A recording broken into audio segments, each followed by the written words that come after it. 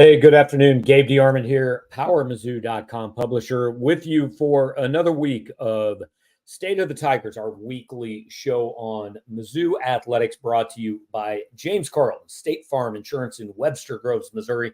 If you live in Missouri or Illinois, you think you might be spending too much money on your insurance, or if for some reason you don't have insurance, you want to get in touch with my friend James Carlton.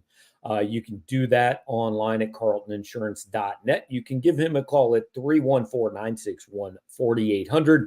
James or somebody from his team is going to be there to help you out with whatever you need insurance-wise. Probably talk a little Mizzou football with you, a little NIL maybe, get all of that done. So this week we are doing a little bit different.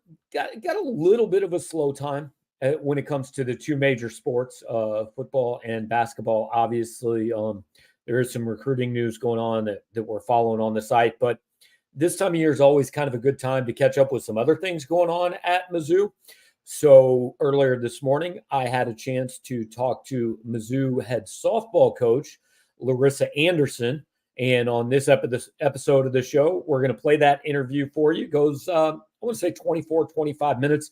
Coach Anderson spent with me. We talked a little bit about last season, a little bit about what she's looking to do in the transfer portal, some big picture stuff. And, oh, by the way, also a game between the Mizzou softball team and the Mizzou football team. So you can listen into that, and I will come back when the conversation with Coach Anderson is done.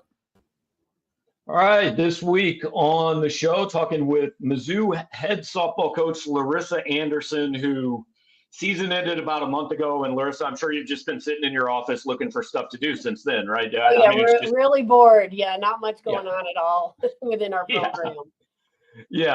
So we'll get into a little bit what the summer's like for you and what you've been up to, but we just want to start very big picture. Like I said, you've had about a month to kind of look back, and I know everybody does the self-assessment and evaluation when the season's over.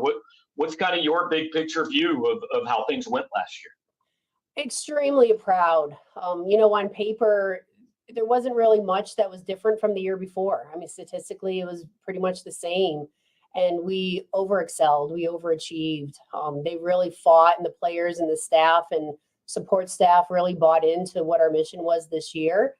And we exceeded it. We absolutely exceeded what the expectations are. And when you go in and your preseason polls are at the bottom of the barrel, and you excel and you get into championship games and you're hosting opportunities, I mean, that just shows you the buy-in that we had and just the fight. So I'm extremely proud from that aspect, but never satisfied. So always looking to grow the program. I was going to say, when you say you exceeded expectations, you obviously exceeded outside expectations. Did you exceed the expectations you had?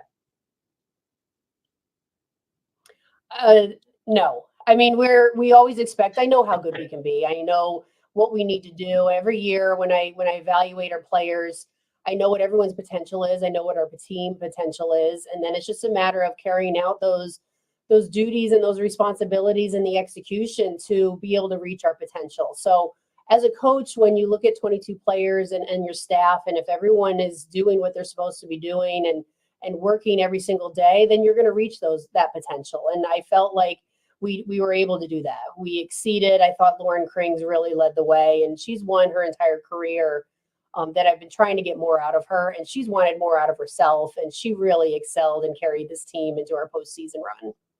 Mm-hmm. It's interesting. You talk about statistically maybe not being that much different from last year. And I talk about this in college football all the time. Like, the difference between a great season and a mediocre season is like 4 plays, right? It might be a little bit more than that over a 65-game softball season. But I mean, people ask, like, what's it take to get to that next level? I mean, it takes like one pitch, right? There's not some magic secret here. No, and sometimes a little bit of luck. I mean, in our game, just finding that it could be a jam shot blue pit that just falls in the right time and the right opportunity. But you got to be in the game to have a shot at it. And I think what was really special about this team and the buy-in that they had is it was all about the team first and what do you need to do to win? And that was the ultimate goal. So statistically, you don't need 400 hitters to win ball games. You need the right people to have the right quality at bats and the right people making plays. And you could be going 1 for 3, or you could go over 3 with a sac fly in the right situation, and your team's going to win. And that's the ultimate thing. Like, everybody bought in to what do you need to do to put the team in the best possible situation to be successful. And sometimes that's situational hitting and quality at bats and getting on base with a hit by pitch. And those things go unnoticed in the statistics category. I know when it comes to roster management and additions, you're obviously limited on what you can say. I know you've announced a transfer from Kentucky in Taylor Ebbs. But can you give us a general idea, like this summer in the portal, kind of the general, not specific players, but what you're looking to add to this roster for next year? One of our weaknesses were we lost experience in the outfield. Losing Alex Honnold and Kaylee Langer was only a sophomore, and then left field was really a revolving door. So looking at who's out there in the portal that has some offensive numbers that can be able to come in and compete right away in the outfield was a priority. Looking at some other things, we lose our middles, but we also have a lot of talented players coming in our freshman class. We have 4 shortstops that hopefully are going to compete for those 2 positions. So that was by design, knowing that we were going to lose Jenna Laird and Maddie Gallagher. And then we lose Lauren Krings in the circle. But looking at it, when we look at the portal, it's who can come in right away and make a difference. We're not going to bring in someone that's just going to add depth or not compete for a starting position. So they have to be better than what we currently have, and with their experience and their level of play. And that's really tough when you're 10th in the country and you're playing in the toughest conference in the country. There's not a lot of options out there. And sometimes you take a chance on some kids and they haven't experienced this level of softball yet. So there's some growth that comes into that. So I think we landed a really good one with Taylor Ebbs, and we're still continuing to make some offers out there in the portal, and hopefully we get a couple more added to our roster. How do you, and you've coached it at both levels now, obviously you were at Hofstra for a long time, now you're here. A lot of portal activity in college sports tends to be kids looking to make that leap from one level to the next, right? And obviously the SEC is the highest level. What do you look for in a kid that tells you, okay, I know what she did at, a quote unquote lower level is going to work here? You have to have that success. That's the first thing, and the competitiveness, and the background. Like, what was her travel ball experience like? How successful was she in that travel ball experience? And then if there was any other programs or players that left that conference or that school that went on to a higher level, and how successful were they in making that jump? Because it is such a huge jump in the level of pitching that you see day after day.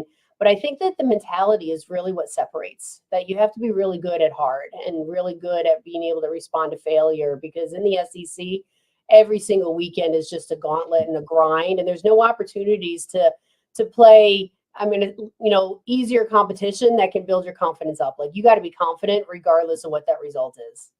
Yeah, well, fortunately for you, the SEC is getting way easier. We'll talk about that in a minute. But I'm curious, just big picture, look, I think it's been 3 years now. Every day there's, the transfer portal has kind of been the story of college sports, and everybody knows the effect it's had in football and basketball, because those are where people tend to follow recruiting the heaviest. But in your sport, like, how much of a difference, how much has that changed the game, that and NIL? I mean, how big a factor is that, at this time of year for you? I think it's made a big difference. And part of it is when the SEC and conferences in general allowed players to transfer within conference, because it used to be that you had to sit out a year. So players were just staying at their previous institution because they didn't want to leave the SEC, because it was the strongest conference in the country.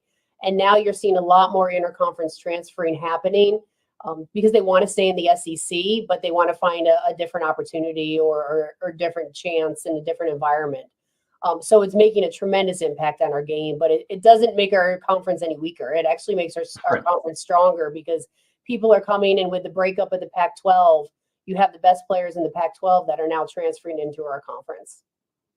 I promise I'm not trying to get you in trouble by answering this question, but different coaches have different thoughts on, hey, if all of this movement in the portal is good for sports, good for the players. Do you have a general opinion on whether this is better or worse for college sports?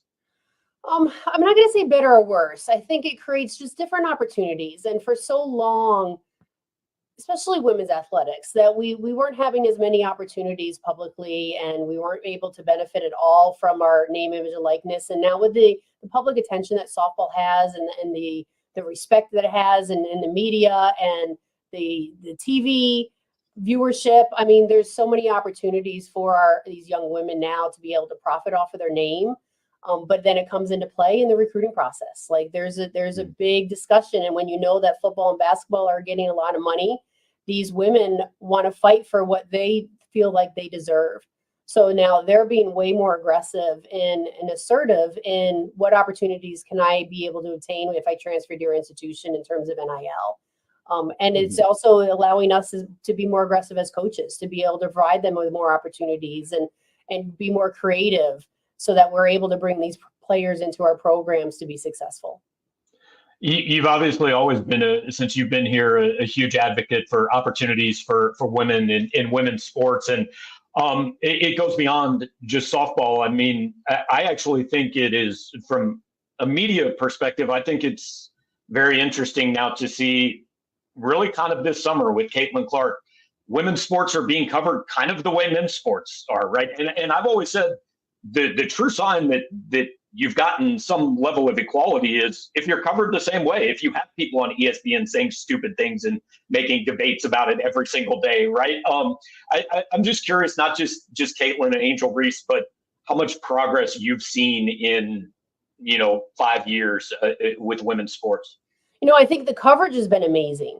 I mean, to see what the NCAA and ESPN is able to do with our postseason, all the way from regionals through supers and the College World Series, and the viewership and how much attention, and having softball games on ABC. I mean, that's absolutely tremendous. I think what's still holding us back is the opportunities for companies to be able to sponsor specifically women's sports. And if you were to get specifically women's softball, there's a lot of bylaws within the NCAA that you have to be an NCAA sponsorship for the entire NCAA in order to sponsor events. So that kind of holds back the money that can go right into those specific sports, and specifically women's athletics. And again, that's way above my pay grade, and I'm not really in those conversations.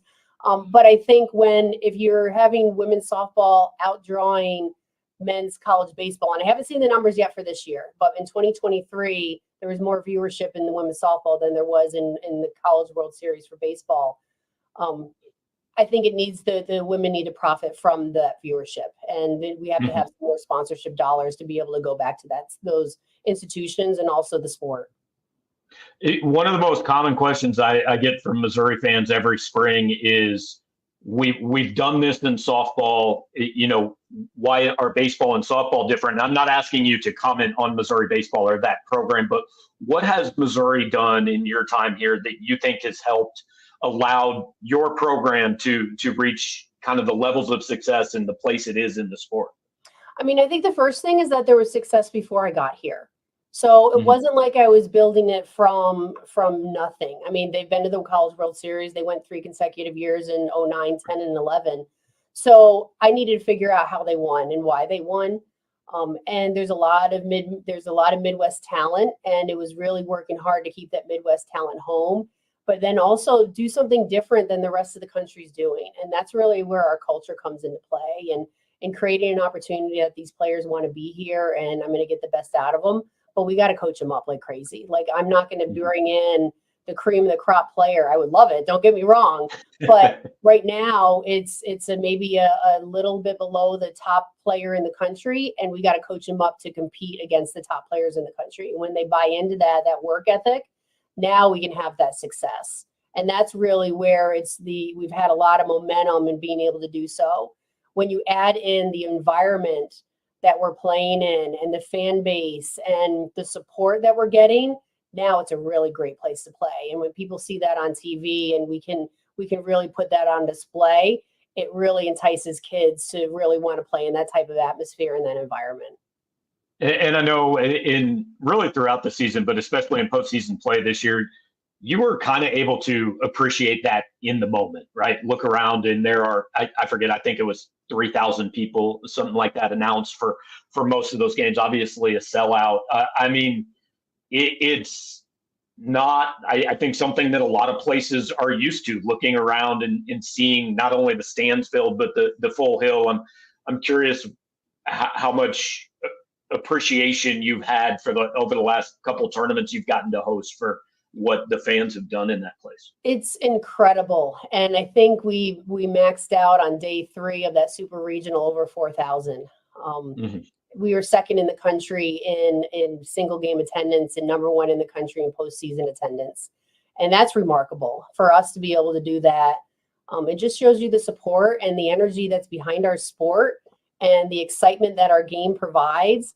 But I have to give a lot of credit to our players. Like, they are so engaging to the fan base and give back, and, walking along the outfield berm and high-fiving kids as they're hanging over the fence, and trying to get the fan base more involved in who we are and opportunities to be able to see us outside the field and different banquets and events and dinner on the diamond and our golf outing. So now they feel that they know these players on a personal level rather than just seeing them perform in a game. Out of left field question here, but along the lines of that environment, how come in college softball and baseball you can play all season to earn home field advantage and get all that comes with that, and then 1 out of every 3 games you're the road team in your own stadium? So next Tuesday, there's an NCAA championship committee in Indianapolis if you want to join me. That is a big discussion that you fight like crazy for your seating, and then you have to be the visitors. It's been one of those bylaws that have been written probably 25 years ago, and it's archaic, and we need to continue to adjust with the times. I completely agree with you. Okay, well, if Shapiro's Deli in Indianapolis is on you, I will come to that meeting. That's the deal. We mentioned earlier the SEC. All you're doing is adding the 2 teams that played for the national title this year. Your view of this league going forward, which I assume is now going to have a full quarter of the NCAA tournament field every year? A couple things. Yes, it makes the SEC even more powerful, and that's awesome. The public attention and the notoriety and the respect that everybody has for the SEC, and really we set the bar, and that's just going to continue to grow the sport. And when I'm sitting on committee meetings, everyone always wants to know what the SEC is doing because they want to follow our lead. So that really continues to push and grow our sport. Yes, it makes it tougher because we have now, the number 1 and number 2 team in the country, but we're not adding more games. So we're still playing our same number of conference games. I think it's going to be really interesting for Texas and Oklahoma to have to play the SEC schedule because, as we know, the Big 12 wasn't as strong the whole way through top to bottom as the SEC's been. So I think it's going to be a little bit more adjustment for them to be able to play this level of competition throughout the regular season. But in terms of us, yeah, we had 2 more really strong teams, but we already had 12 other really, really strong teams going into it. And with the same number of games, it keeps the same routine and the same schedule. This is something that I think probably a lot of fans don't know. There's been so much focus on how are they going to schedule football with 16 teams. What is the scheduling model for you guys going forward? Because I assume you're not going to play 14 SEC series. No, we're still only going to play 7 weekends. We're going to do a 7-year rotation. We're not going to do rivalry games in our sport. And it was discussed by our coaches association that our sport really wasn't going to benefit from it because of the size of our facilities. Like, we're selling out regardless of who we're playing.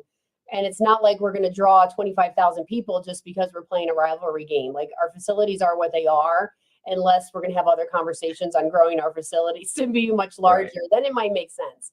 So we're not going to have rivalry games like they're going to have in baseball and a lot of other sports. So we do a 7-year rotation that within 7 years we'll play everybody home and away.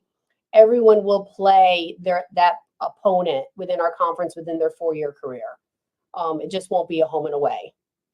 Okay. And then it's, I assume just, hey, it's standings 1 to 15 when you're getting to postseason. We're not talking about divisions or breaking anything apart. No, we're not going to break anything in half. It'll be seeding based on your winning percentage. We will have to add a couple more games on the Tuesday of the SEC tournament to have 3 games on that Tuesday. So it'll be almost like playing games. But again, we're adamant in having all 15 teams being in the SEC tournament because all 15 have a possibility to be able to be in the NCAA tournament. And it's just embarrassing if you have a team that's not making the SEC tournament, then and has an RPI strong enough to make the NCAA tournament. Yeah. You mentioned at the beginning, obviously off season is very busy recruiting and stuff. What's summer like for you? I mean, what's the schedule in the calendar?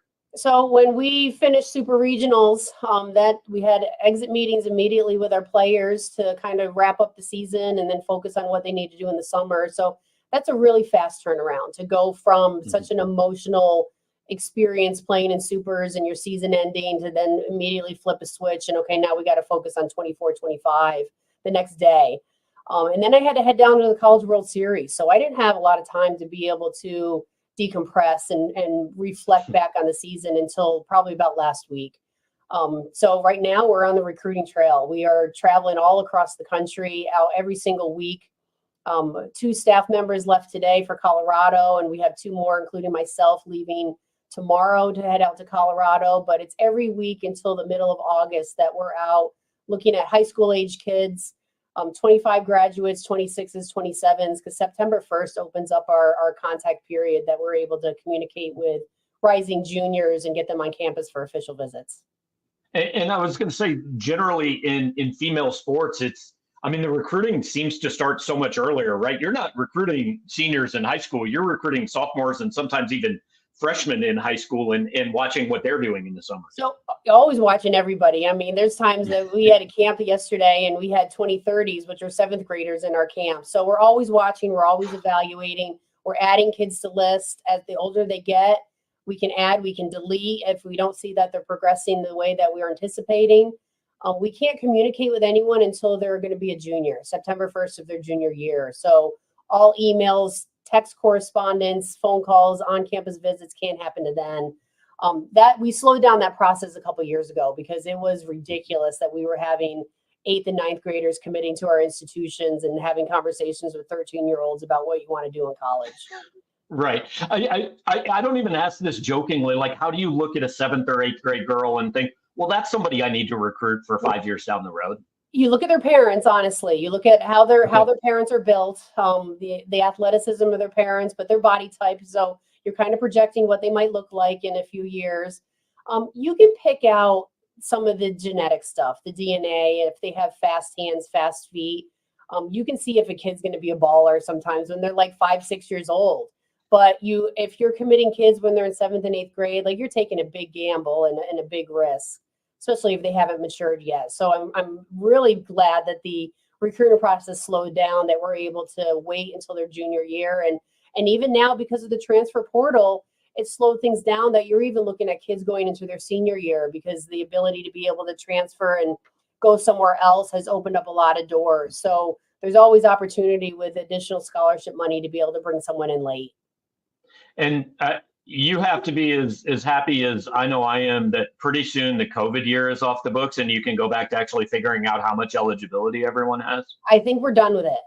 Okay. Yes, that was a battle in trying to figure out their 5th year, sometimes their 6th year if there was a medical red shirt, how much money you had available if they were a grad transfer, an undergrad. I mean, a lot of logistics went into play in that. So I'm glad that's done. Now we can just really focus on your 4 years of eligibility. Right. Last thing for you, kind of back to the specifics of your team. You talked about Lauren earlier, and look, I remember a couple of years ago, everybody was sitting here going, "Well, how did they replace Jordan Weber?" I mean, this is college sports, right? But Lauren Krings does leave a void. Is it Sierra Harrison? Are you looking at possibly Marissa McCann being a starter? What's the plan there? I Sierra Harrison definitely can get the job done. She has the it factor. She's extremely competitive. She's proven that she can be very successful. I think Marissa McCann was really special this year and what she was able to do as a freshman and putting her in some really tough situations. And one that comes to mind is the SEC tournament against Arkansas, where she came in and it was 1st and 2nd with no outs. There was a defensive mishap that loaded up the bases with no outs, and then she got out of that with 2 strikeouts. And for a freshman to be able to elevate her game, I think is just going to really be exciting for her career and what she's going to be able to bring to the future. We have a junior college transfer that's in. Her name is Courtney Donahue. She was the Division II Junior College National Player of the Year. So I'm excited to have her on staff. She's been extremely competitive and it's successful. So obviously it's a different level, different translation over, but she knows how to compete, and that's really huge. Lily Witten was a redshirt freshman, and when she was in the games, very competitive. I think we're going to get a lot out of her moving forward. And then, of course, we got our closer, Taylor Purnell. I mean, she's one that I think she's going to continue to love and embrace that role, and, run her out there every opportunity we can.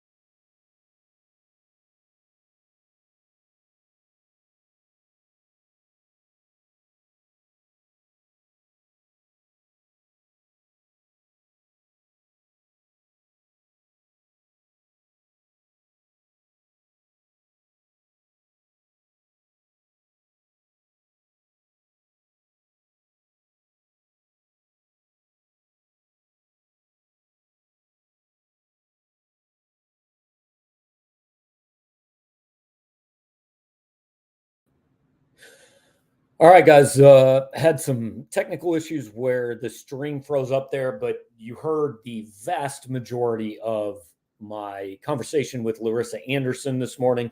The one thing that Coach mentioned at the end, she said she and Eli Drinkwitz have talked about doing a intra-squad softball game between the softball team and the football team. They're hoping to maybe be able to do that sometime later this summer. Not sure if it would be open for viewing or coverage or anything like that, but Larissa did mention that. Again, basically my browser just froze up in the middle of that stream with no warning. So hopefully you caught it missed only one question with Coach Anderson. So just explain that question. Hopefully you heard all of it, had to exit, get back in. I think we're still live, but appreciate you guys watching.